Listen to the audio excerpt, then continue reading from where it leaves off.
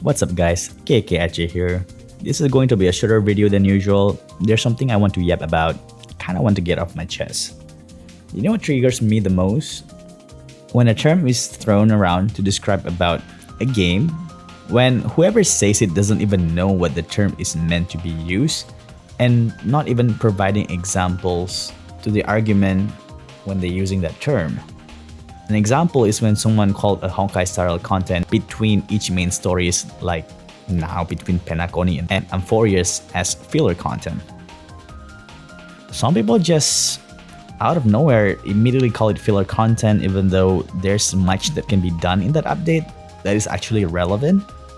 We have seen a lot since after the conclusion of Penacony's story, from moving forward with stranger subplots to version 2.6 and version 2.7.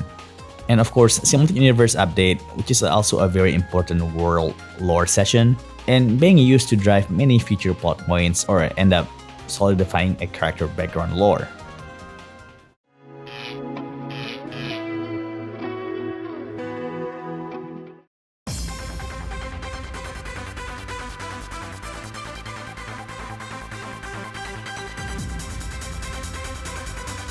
So, why do I get triggered specifically because of this?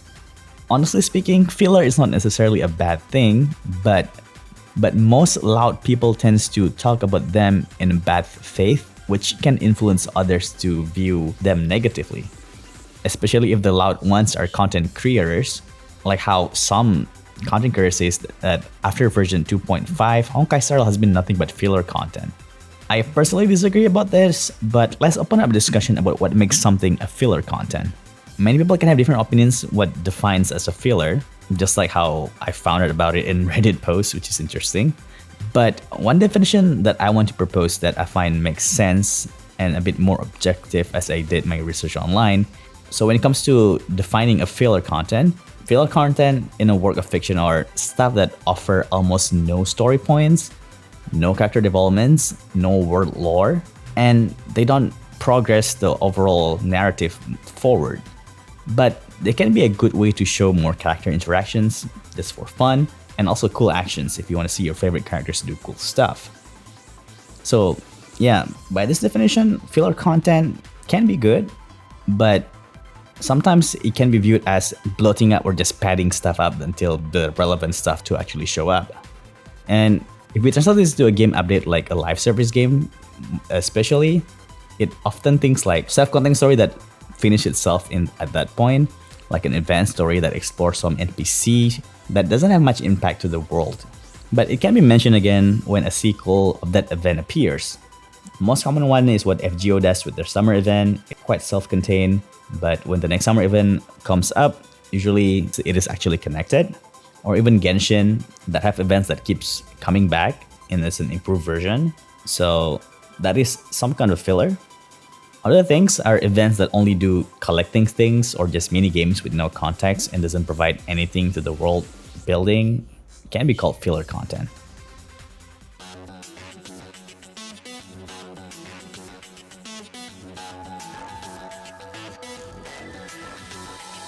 So now we ask the question, does Honkai style minor updates provide no relevant story at all? Do they not provide character development at all? Do they not provide deeper world lore?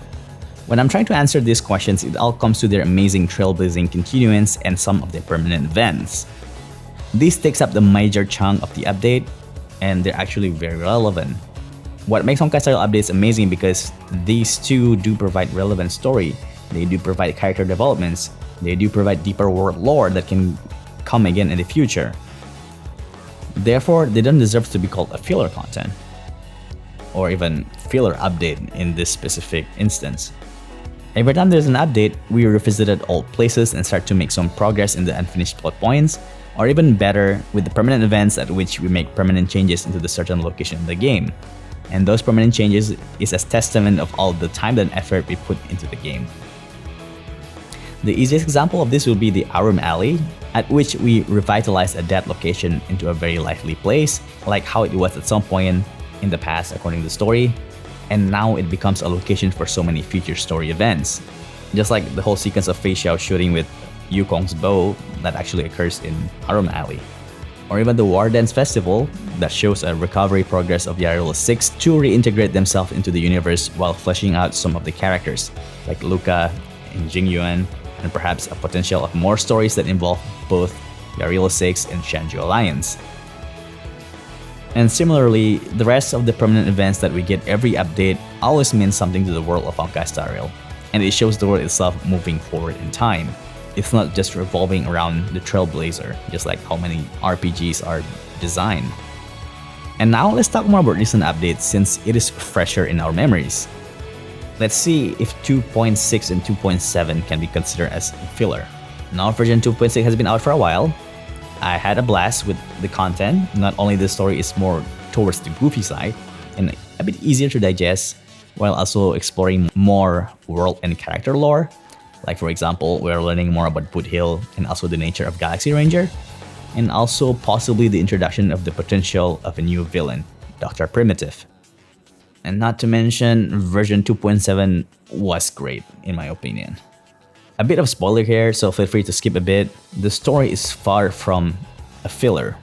With Sunday traveling with Astral Express at the end of the story of 2.7, perhaps he will be the major player in the next arc in Aphorius. And the other one, Tingyun, is setting up for the next big Shanzhou arc, which is most likely going to involve Shanzhou Yucue and also perhaps Marshal Hua. So the big question, can you call this a filler? Can you? What do you think? Personally, I think that version 2.7 really setting up the plot for major version 3, while also fleshing out the characters, especially for Sunday and Tingyun. Now we know Sunday learned the error of his ways, and Tingyun, even though we never met her real self, she's just like what Pantalia was pretending to be. So after witnessing both version 2.6 and version 2.7, I think that these things that happen matters because these characters will play a role in the future arcs. The ones that can be called filler in Honkai Star Rail mostly are the combat events, fetch events, some of the permanent events such as the Candy Crush events, or even the more recent one, the building Trailblazer rooms, and a few other more. They're mostly involving fluff dialogue and just kind of want to see what the characters are like.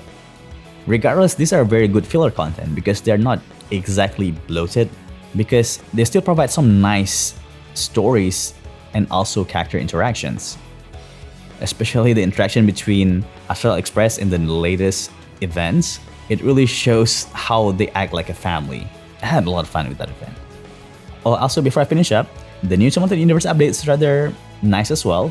It is fun to just dish out tons of big number with relative ease, but also it really sets up for the next big Simultaneous Universe, and also the introduction to the next Genius Society and maybe even to the next lore point. We are pretty much done with the Emperor War.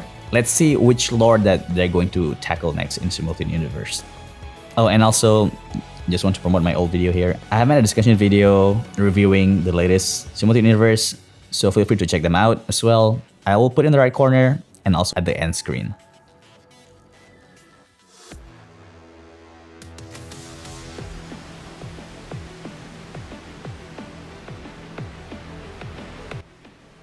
So in conclusion, you might not like how the update is being presented to you, but just because you don't like it, it doesn't mean it is a filler update.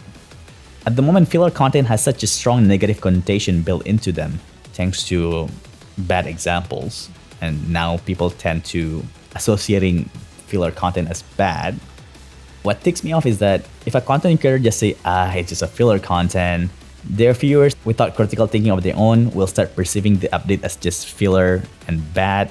People will start screaming and bath-mouthing the game in social media, especially X, to start a drama, and that kind of reflects badly for the game and also the community. Personally, for me, it is painful when you see something that you love being bath-mouthed by the people who doesn't take time to understand the essence of the game. But bear in mind that there's always a good and bad thing in something. It is the matter whether you can appreciate what makes it good and also criticize the bad so that it can be improved. And one more thing, I truly believe that these content creators should take their time digesting and analyze the information and use the right word to describe the right thing.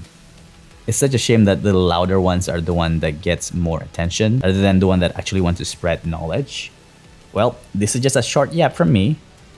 I'm planning to make a follow-up video of this topic, but for that video, we actually study about Startle Update as a live service game. Hopefully, I actually have time to make the video. Anyway, thanks for watching. I've yapped enough. Until the next video, stay sharp, gamers. Oh, and don't forget to like and subscribe!